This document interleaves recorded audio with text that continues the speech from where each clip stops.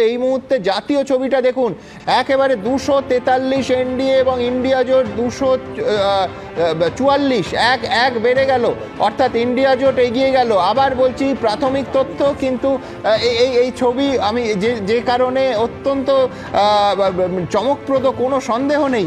243 হচ্ছে এনডিএ জোট আর 244 এক বেশি এগিয়ে থাকার নিরিখে ইন্ডিয়া জোট। আমি বলছি যে ছবি কিন্তু কোনো এক্সিট পোলের ধারে মাত্র প্রতিফলন এর মধ্যে আসেনি। রাজ্যের ছবিটাও পাল্টেছে, তৃণমূল কংগ্রেস 17টা, বিজেপি 18টাতে এগিয়ে, এবং কংগ্রেস 2 থেকে 3 হয়ে গেছে তাদের সংখ্যাটা।